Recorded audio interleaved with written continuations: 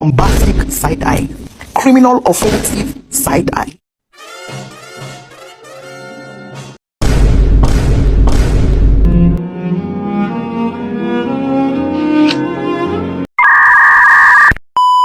Oh my god! Tapi bohong.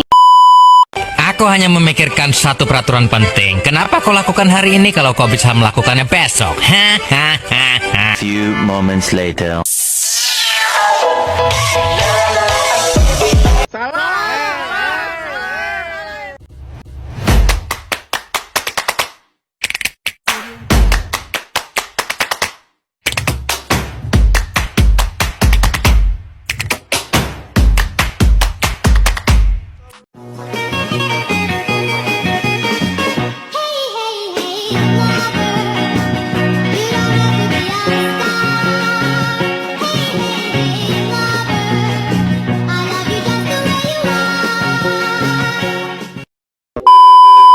Halo, perkenalkan nama saya Ana sebagai perawat 1. Halo, aku Claudia sebagai perawat 2. Halo, saya Isi sebagai perawat 3. Halo, aku Linda sebagai perawat 4. Halo, aku Fani Arlinda sebagai ibu hamil 2, sebagai ibu Nia. Halo, aku Elis Aisyah sebagai ibu Nisa, ibu hamil 3. Hai, saya Esti Handayani, saya Clara sebagai wanita yang baru saja menikah. Hai, aku Nadira, aku sebagai ibu hamil 1 dengan nama Ibu Cia. Hai, aku Putri sebagai ibu Inas. Hai, aku Isna sebagai ibu Tisa. Hai, aku Atia sebagai ibu Tara. Ibu-ibu, udah selesai beres-beres? Udah dong. Baru selesai masak. Iya, apalagi aku habis masak ikan sambal sama sayur ditumis. Enak banget tuh, Bu. Iya loh, enak. Saya lihat-lihat ibu Cia sekarang rajin jemur anaknya ya pagi-pagi. Iya dong, kan seharusnya kan memang gitu ya. Nggak terasa ya pertumbuhan anak itu cepat sekali. Padahal saya baru saja melahirkan. Hanya jenis TB itu nggak cuma satu, Ibu, dan efek samping yang Ibu takuti nggak cuma ada di jenis TB yang TB tersebut. Oh gitu ya. Iya. Begitu ternyata ya.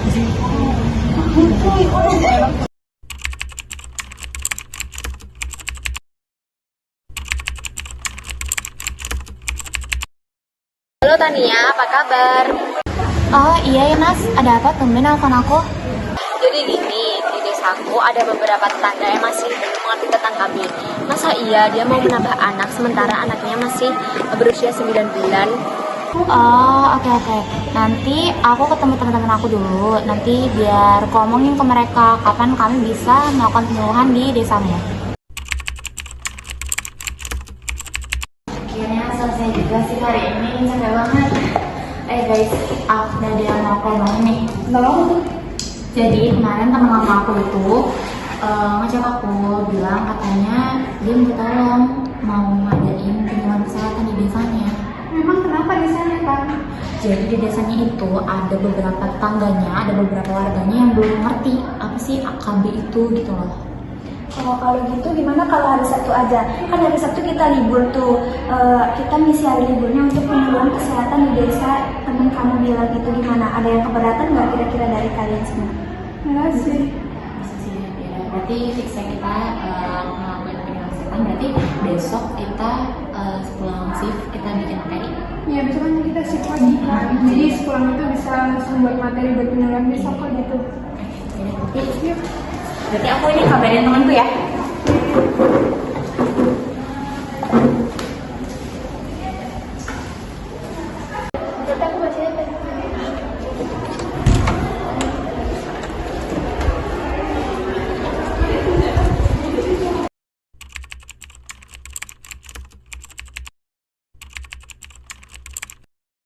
Selamat pagi ibu-ibu.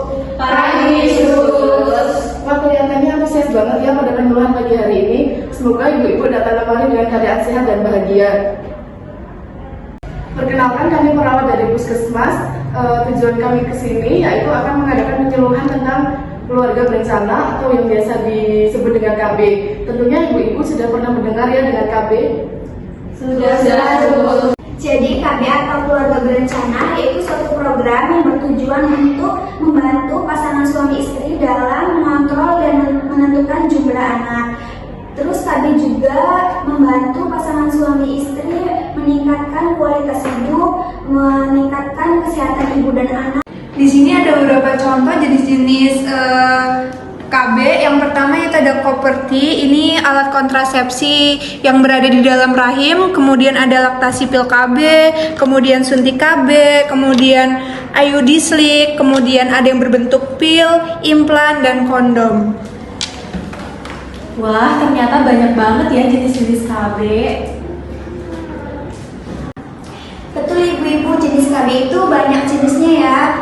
Tetapi untuk jenis KB ini memiliki kekurangan dan kelebihannya masing-masing. Untuk jenis KB Koperti ini memiliki kelebihannya yaitu keefektifannya lebih tinggi dan bisa digunakan untuk beberapa tahun ke depan. Dan untuk kekurangannya ini akan terjadi perdarahan lebih lama atau lebih berat dan adanya nyeri dan mual muntah. Baik ibu-ibu, untuk yang selanjutnya itu laktasi pil KB yang sebelah sini ya. Itu kelebihannya, keefektifannya juga tinggi jika digunakan dengan baik dan benar. Juga bisa menjaga kesehatan bayi dan ibu. Namun untuk kekurangan dari laktasi pil KB ini tidak akan efektif jika seorang ibu tidak menyusui secara eksklusif. Dan juga dapat mempengaruhi produksi ASI jika tidak dilakukan dengan baik. Yang selanjutnya itu ada pil KB ya ibu-ibu, ini yang sebelah sini. Untuk pil KB itu kelebihannya dapat mengatur siklus menstruasi pada ibu, efektifannya juga tinggi. Dan untuk kelebihan yang selanjutnya itu, untuk pil KB ini mudah digunakan ibu-ibu, namun untuk kekurangannya, pil KB ini harus diminum setiap hari sesuai jadwalnya, jadi nggak boleh lewat dari jadwalnya. Akan mempengaruhi hormon ibu dan juga membuat ibu merasa seperti mual dan juga ingin muntah. Kemudian yang keempat adalah suntik KB. Suntik KB ini keefektifannya sangat bagus ya karena tidak digunakan setiap hari. Juga bagus karena bisa mengatur siklus menstruasi. Namun pil KB ini harus digunakan setiap beberapa bulan sekali yang mengharuskan pasangan suami istri rutin pergi ke dokter. Pil KB ini juga dapat mempengaruhi hormon ibu dan menyebabkan mual dan muntah. Yaitu ada IUD slik dan implan. IUD slik dan implan ini memiliki efektivitas yang tinggi, tidak memerlukan penggunaan tiap hari, dapat digunakan dalam beberapa tahun ke depan. Namun kekurangannya berbeda. Kalau IUD slik itu terjadinya perdarahan berlebihan, kemudian nyeri pada bagian perut dan mual muntah. Sedangkan yang implan dan kekurangan pada pil implan yaitu terjadinya keseimbangan hormon pada ibu dan efek sampingnya yaitu terdapat mual dan muntah. Untuk yang terakhir itu ada jenis kontrasepsi kondom. Ini tuh biasa ditemukan di masyarakat dan biasa diperjualbelikan di minimarket atau swalayan. Untuk kelebihan dari kondom ini bisa digunakan, mudah digunakan, dan tidak mempengaruhi hormon ibu. Dan untuk kekurangannya yaitu bisa pecah ketika digunakan yang tidak benar dan bisa menyebabkan iritasi. Dan untuk bagi penggunanya ini nanti akan berketergantungan pada alat kontrasepsi kondom. Terus juga nanti untuk kekurangannya juga alat kontrasepsi kondom ini dapat dari infeksi seksual menular. Ibu-ibu, di sini saya akan menjelaskan efek samping dari berbagai jenis KB. Yang pertama yaitu untuk jenis Koperti ya, efek sampingnya itu kram perut, kemudian menstruasi yang berlebihan dan infeksi saat pemasangan. Di beberapa orang juga merasakan nyeri punggung dan siklus menstruasinya berubah. Lalu untuk laktasi pil KB biasanya aman, namun di beberapa wanita mungkin mengalami mual, sakit kepala, serta perubahan suasana hati. Selain itu, adanya kemungkinan penurunan produksi ASI. Ketiga yaitu ada suntik KB, efek sampingnya yaitu terjadinya perubahan siklus menstruasi, kemudian berat badan, penambahan berat badan, dan selanjutnya itu penurunan kepadatan tulang jika digunakan dalam jangka panjang. Kemudian yang keempat ada IUD slik. IUD slik memiliki kekurangan terjadinya kram, pendarahan yang cukup berat, dan risiko infeksi. Ada beberapa wanita juga mengatakan bahwa terasa nyeri ketika berhubungan seksual. Yang kelima ada pil KB. Pil KB ini memiliki efek samping mual, muntah, hormon sakit kepala, perubahan hati, perubahan suasana hati, dan perubahan berat badan. Ada beberapa wanita juga mengatakan bahwa siklus menstruasinya jadi tidak lancar. Lalu yang selanjutnya itu untuk implan KB ya Ibu. Nah untuk implan ini efek samping yang memungkinkan terjadi pada ibu yang memakai implan itu terjadinya perdarahan yang hebat, terus juga memungkinkan seorang ibu untuk bertambah berat badan, sakit kepala, dan juga perubahan hormon yang sangat cepat ya Bu. Dan yang terakhir itu untuk kondom, ini efek sampingnya akan menyebabkan adanya iritasi, terutama untuk orang-orang yang alergi terhadap bahan latex.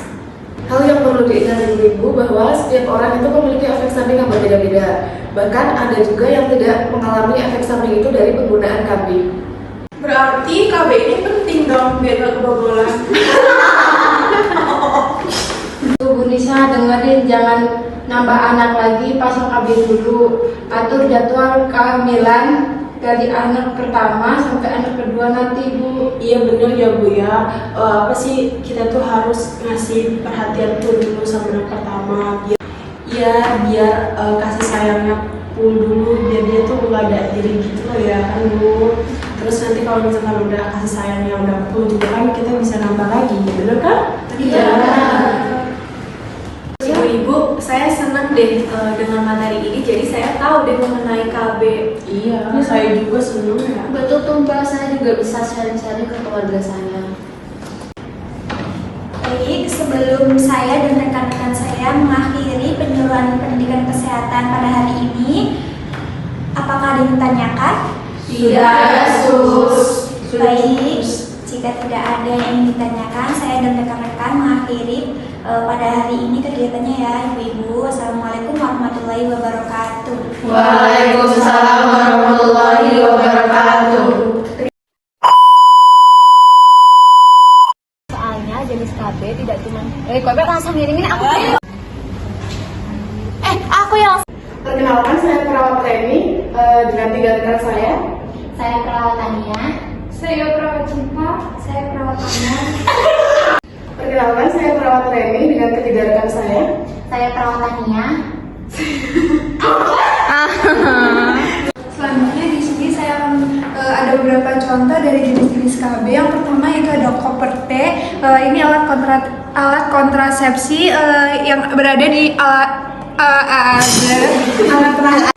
Berarti KB ini penting ya biar gak kebobolan.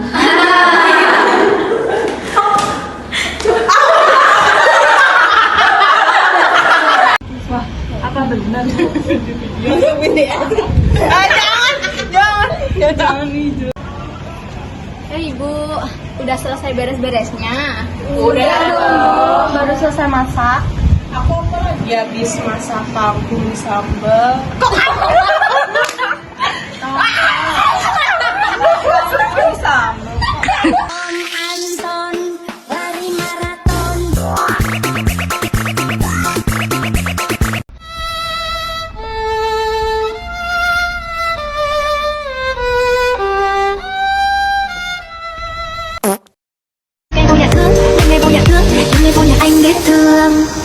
Giây phút em gặp anh là em biết em